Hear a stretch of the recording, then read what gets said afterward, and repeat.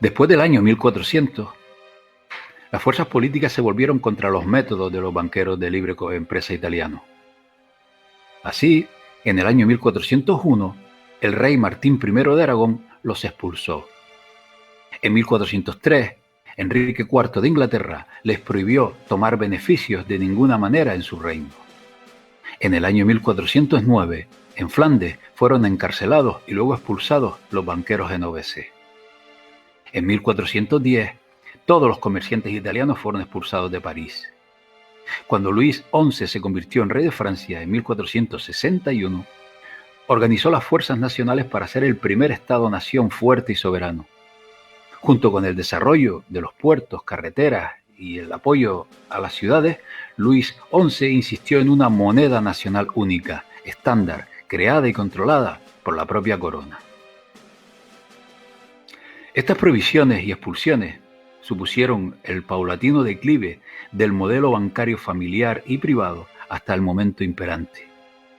Pero el poder y dominio de Venecia en el mundo conocido por entonces siguió imponiéndose, hasta el punto de transformarse cual serpiente mudando su piel para superar varias embestidas históricas que abocaron a la nobleza negra a diseñar un nuevo modelo bancario en otras tierras que pervive y domina hasta el día de hoy.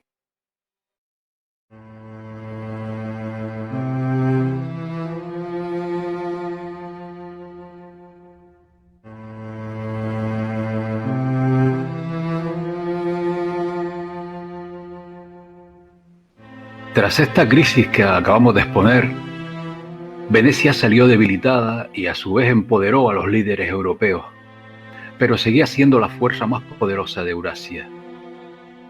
Un hecho pionero que comenzaba a enfocar la banca hacia nuevos derroteros fue la fundación en el año 1408 del Banco di San Giorgio en Génova, donde prominentes genoveses como las casas de Grimaldi y Serra estuvieron involucrados.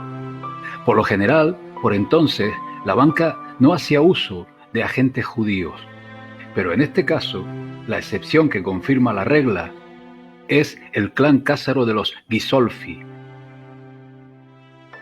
quienes ejercieron dicho trabajo en esta banca San Giorgio. Desde el siglo XII, destacados judíos empezaron a ejercer de prestamistas, que se les puede considerar banqueros, tal como hoy lo conocemos.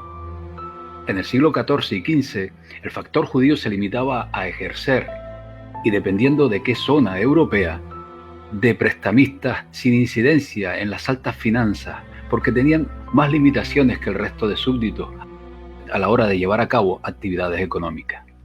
Salvo excepciones, como por ejemplo en Castilla y Aragón, donde los intereses de préstamos se limitaban desde el año 1253 a un 33% y 29% respectivamente, lo cual permitía a los prestamistas judíos actuar como banqueros en el sentido que hoy le damos a la palabra. Criptojudíos, huidos de la península ibérica, introdujeron la banca y el concepto mercantilista de la economía de Estado en el Imperio Otomano. Es el caso de la Casa de Méndez, que pronto adquirió una posición dominante en las finanzas de aquel Imperio Otomano y en el comercio con Europa. En cuanto a los judíos residentes en el gueto de Venecia, la Serenísima República les prohibió ejercer de prestamistas hasta el año 1385, en que se concedió a un pequeño grupo procedente de Alemania prestar al continente con intereses entre un 10 y un 12%, controlados por el Senado de Venecia. Esto fue así hasta pocos años después, en que en 1392 se detectaron irregularidades que acabaron con el permiso, que varias décadas después varió y que trataremos más adelante. Al sur de Alemania, dos grandes familias de banqueros surgieron en el siglo XV. Los Fugger, aliados de Venecia que controlaban la España de entonces, y los Welser. Entre ambos llegaron a controlar gran parte de la economía europea y dominar las altas finanzas internacionales en aquel siglo XVI. Pero el mayor emporio bancario, tras la caída de las supercompañías Perucci y Bardi que hemos hablado, fue un banco fundado ya en 1397, que se erige a mediados del siglo en el mayor poder financiero de la época. Nos referimos a los Medici. Su fundador, Giovanni de Medici, buscaba borrar la mala reputación que su familia había adquirido en los años anteriores, en que 5 familiares fueron ahorcados por delitos capitales. Lavando su imagen, financiando la mayor parte de obras de arte renacentistas a través de las ganancias que obtuvieron en sus actividades bancarias. De origen persa, los Medici se centraron más en la banca que en las supercompañías, atrayendo depósitos, dinero prestado, canjeado después en letras de cambio y pagos internacionales, principalmente para el Papa de Roma. De hecho, los lucrativos negocios con el Papa les dio el apelativo de dioses banqueros.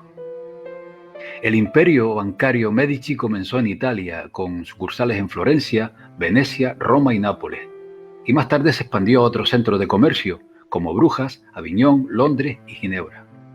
Utilizó las ganancias del banco para terminar la construcción del impresionante Duomo en 1436, y encargando otras famosas obras de arte del Renacimiento, financiando a los genios del arte de aquel tiempo. Los Medici, para eludir la prohibición de la Iglesia de cobrar tasas de interés, hicieron uso de las letras de cambio, ocultándolas mediante el uso de varias monedas en sus transacciones. Concedieron crédito a quien lo necesitara a través de dichas letras, sin preocuparse de que esto fuera visto como usura. Tras la muerte de Lorenzo de Medici en 1492 y la invasión francesa de Florencia el mismo año, que abocó a los Medici a huir de la ciudad, la quiebra era inminente, tanto así que fue liquidado ese mismo año y tomado, al parecer, por la familia Tornabuoni, y supuso además el fin de Florencia como centro de la Europa bancaria. Lento pero seguro, el equilibrio de poder se fue desplazando al noroeste de Europa, en particular a los Países Bajos, asunto que abordaremos más adelante.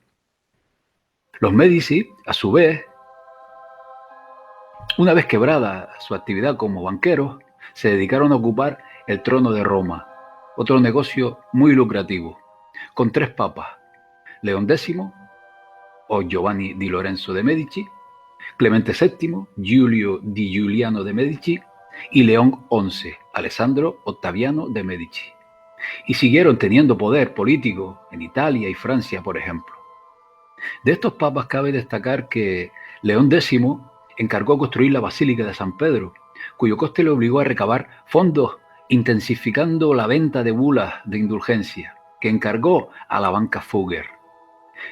La denuncia contra la inmoralidad de este tráfico mercantil sería el detonante que indujo a Lutero a romper con la Iglesia Católica, dando origen a la Reforma Protestante.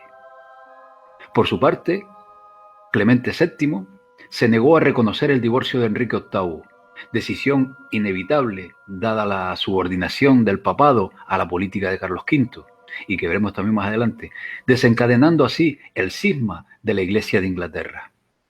Desde ciertos círculos de opinión se cree que la familia Medici utilizó su oro para financiar a la familia Rothschild, como los nuevos banqueros emergentes. Lo cierto es que la familia Rothschild ha trabajado con la casa de Medici, por ejemplo con Karl Mayer von Rothschild, que administró el Naps Bank, financiando la casa de Medici y trabajando con el príncipe Luigi de Medici de Ottaviano. Y se sospecha que los Medici dirigen la Orden Hermética de la Aurora Dorada, una sociedad secreta de alquimistas.